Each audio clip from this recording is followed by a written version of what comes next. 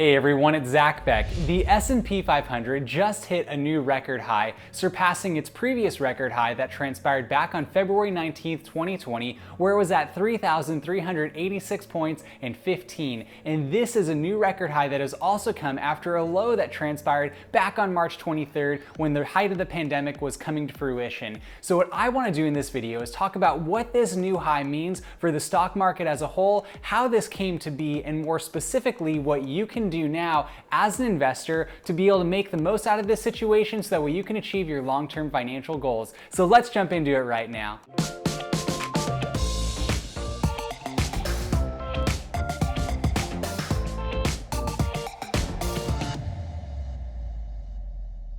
As previously mentioned, the S&P 500 just hit a new record high, meaning that it took less than 5 months from the time of March 23rd when the stock market had bottomed out to now, where now it's up more than 50% since that time frame. So what we're going to notice is that this is the third fastest recovery in the history of the United States from a bear market. And that is based off of 1982 when the recovery was 3 months, and also 1990 when it was only 4 months. So having this be only 5 months for recovery is truly remarkable.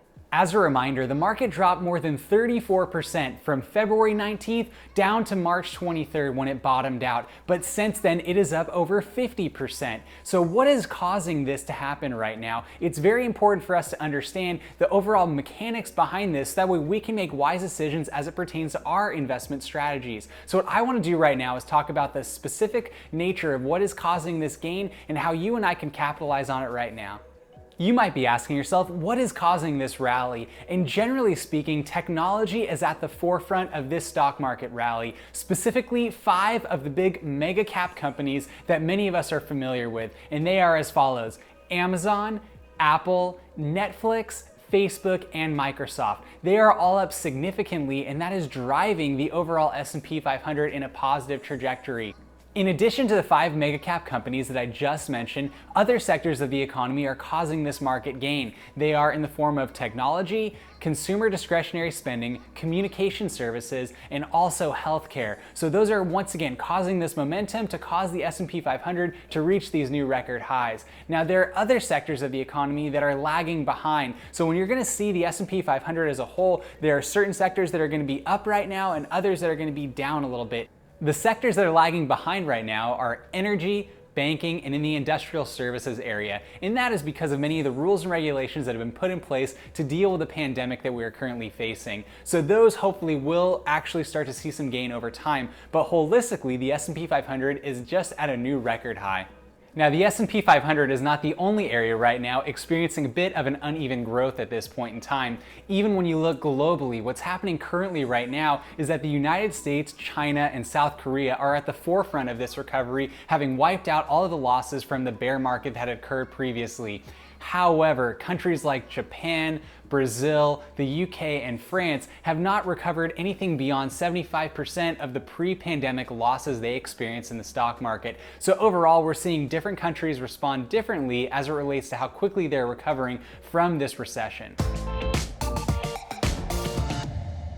You might be asking yourself, well, what is next? Where is the stock market going to go? And this is a great question that we should consistently ask ourselves as investors. And the reason why is that you never really know what exactly is going to happen. All you can do is look at the circumstantial evidence and try and factor that into your equation when you're making long-term investment strategies. Now, bear in mind, I am just a guy on YouTube. I do not have all of the answers for you. I can just give you my perspective, which I want to provide in the most holistic manner possible so that way you can make well-informed decisions possible. And if you look at it historically, no bull market has ever really rebounded this quickly before for us, except for 2 previous instances that I already mentioned back in 1982 and 1990. So what we can do is look at the historical evidence of what happened there. And generally speaking, when you go from a bear market to a bull market that quickly, it's generally going to take some time for it to maybe lag a little bit. So we might see a bit of a contraction, maybe in the 8 to 10% range, but over the long haul, generally speaking, bear bear markets do not generally go to bull market and then immediately back to a bear market. And since we have wiped out the bear market so far, things are looking fairly positive moving forward. Now, this ultimately reminds us that the importance of our investing long term is to invest with a mindset of buying and holding our stocks, so that way you're doing dollar cost averaging over the course of your investment strategy. If you try and pick and choose your time when you're going to invest in the stock market, trying to hit the low and sell at the high, that is a very difficult approach to take, and it's almost impossible to predict. That's why I personally take the strategy of buying and holding my stock investments long term through index funds, so that way I'm well diversified. Because if you invest in the stock market through an index fund into the S&P 500, it doesn't really matter if the tech stocks are up and the bank stocks are low, or the energy sector is low and then other areas are high. It just matters that you're investing in the whole S&P 500, because then you're well diversified. So that's the approach that I take specifically. And historically, you're going to find that when we go from a bear market to a bull market, it generally then contracts maybe between 8 to 10% historically. So you might see a little bit of a pullback now, but who knows? We're in very uncertain times. Perhaps we're gonna look at this back a couple months from now and say, man, the stock market is at a new record high. So you never know what's going to happen. So if you maintain long-term investment strategies, it's going to position yourself in the most proper manner possible, so that way you can achieve your goals. You might be asking yourself, how is this even possible? We have nearly 10% unemployment, with millions of people filing unemployment claims on a weekly basis, and businesses are closing and filing for bankruptcy. How are we now reaching all-time highs when it comes to the stock market? It's a great question to ask, and I think it's important to note that there has been significant monetary policies put into place by the Federal Reserve. But furthermore, what you're going to notice is that when we look at economic data is generally looking backwards, whereas stock data and stock-minded individuals are generally looking forward. So if you look back, what we're seeing from the economic perspective is all of the issues that have transpired in this recession due to the pandemic. But if you're looking at it from a stock market perspective with a future-focused mindset, you're seeing a bit of a rosier picture, as we're hopefully going to get therapeutics so people can recover, and then overall the economy can recover and it can get back to normal. Because pre-pandemic, the economy was thriving, and basically the self-imposed regulations that we put into place have required us to contract. So overall, that's why we're seeing this discrepancy between perhaps what you're seeing and reading in the news, where people are saying we're in the midst of this terrible recession, there's unemployment, which are all true, but that's the economic data that is a lagging indicator, whereas the future forecast from the stock market's perspective is that we have a brighter future ahead. So now you might be saying to yourself, well, what should I do?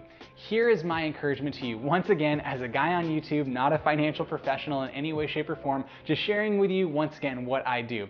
Here is my particular recommendation on this. Maintain the same strategy whether the stock market is going up or the stock market is going down, by investing long-term with a buy and hold strategy into index funds, so that way you are well diversified. And if you dollar cost average by continuing to buy stocks either on a daily, weekly, or monthly basis, however it works for you, that hopefully will allow you to make sure you're hitting all of the gains and you're not ever finding yourself selling stocks when they're too low and buying stocks when they're too high. You're just maintaining a more average perspective on this. Now, I would say if you have the skill set and ability to do something different than that, by all means go for it. I can only share with you what I do, and that is my perspective. So overall, the main thing is that don't get too concerned. And if you're facing a difficult time right now, whether you were laid off, you're furloughed, you're experiencing financial difficulty, I just want to say I'm very sorry you're encountering that right now, but you can still plan for the future by being wise in the present. So do everything you can to position yourself right now to make the most of this recession, so that way you can come out of the other side ahead.